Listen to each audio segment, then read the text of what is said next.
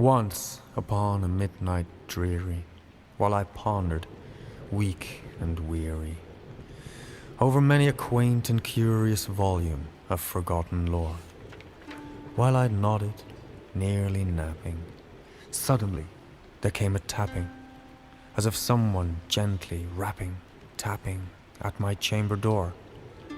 "'Tis some visitor," I muttered, "tapping at my chamber door, only this, and nothing more." Ah, distinctly I remember it was in a bleak December, and each separate dying ember wrought its ghost upon the floor. Eagerly I wished the morrow, vainly I had sought to borrow from my books surcease of sorrow, sorrow for the lost Lenore, for the rare and radiant maiden whom the angels name Lenore, nameless here forevermore.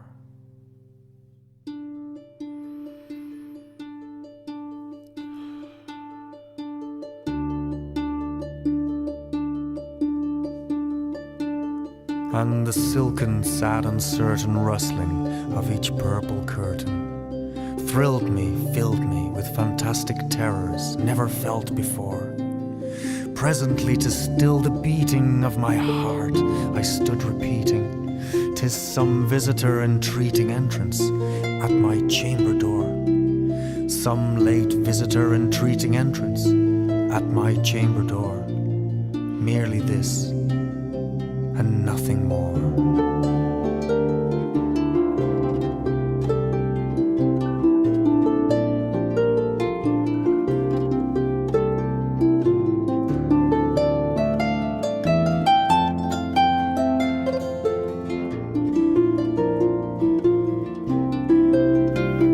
Out into the darkness peering long, I stood there wandering, fearing, doubting, dreaming dreams no mortal ever dared to dream before. But the silence was unbroken, and the stillness gave no token, and the only word there spoken was the whispered word Lenore. This I whispered, and an echo murmured back the word Lenore. Merely this, and nothing more. Back into the chamber turning, all my soul within me burning. Soon again I heard a tapping, somewhat louder than before. "Surely," said I, "surely that is someone at my window lattice. Let me see then what thereat is, and this mystery explore. Let my heart be still a moment, and this mystery explore. 'Tis the wind, and nothing more." Open wide I flung the shutter, when with many a flirt and flutter, in there stepped a stately raven of the saintly days of yore. Not the least obeisance made he, not a minute stopped or stayed he, but with mien of lord or lady, perched above my chamber door, perched upon a bust of Eris, just above my chamber door, perched and sat, and nothing more.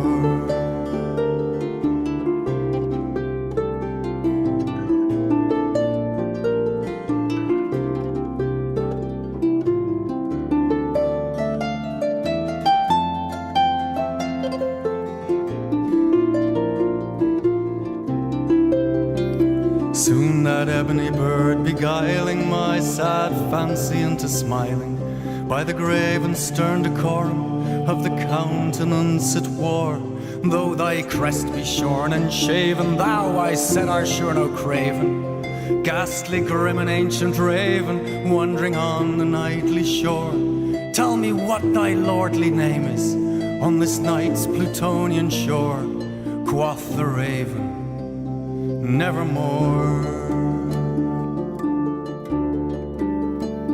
Now the raven, sitting lonely on that placid bust, spoke only that one word, as if his soul in that one word he did outpour.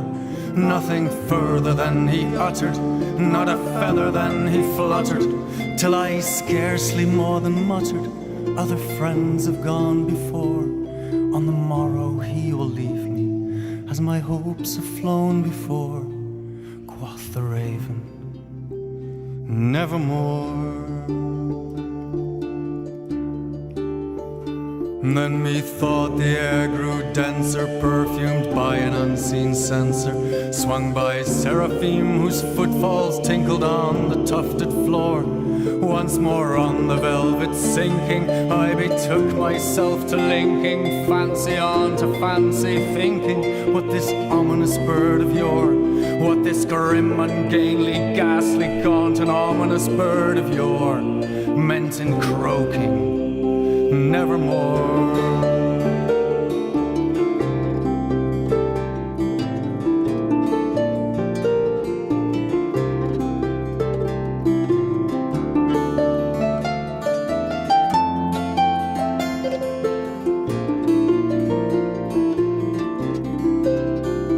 Prophets said I a thing of evil, prophets still if bird or devil, whether tempter sent or whether tempests tossed thee here ashore, desolate yet all undaunted on this desert island, chanted on this home by horror haunted.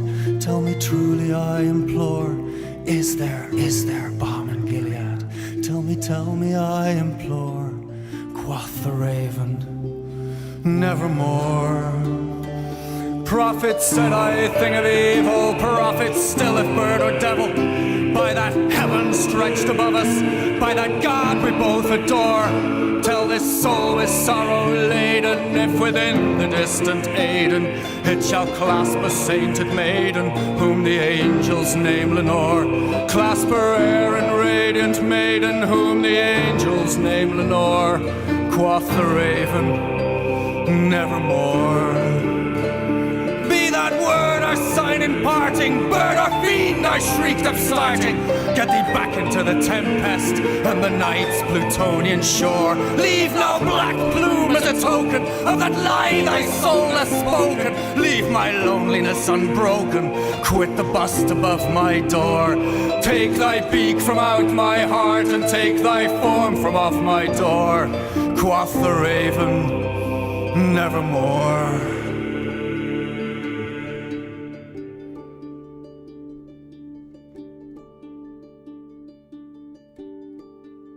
Now the raven, never flitting, still is sitting on the pat bust of Eris, just above my chamber door, and his eyes have all the seeming of a demon's that is dreaming, and the lamplight o'er him streaming throws his shadow on the floor, and my soul from out that shadow that lies floating on the floor will be lifted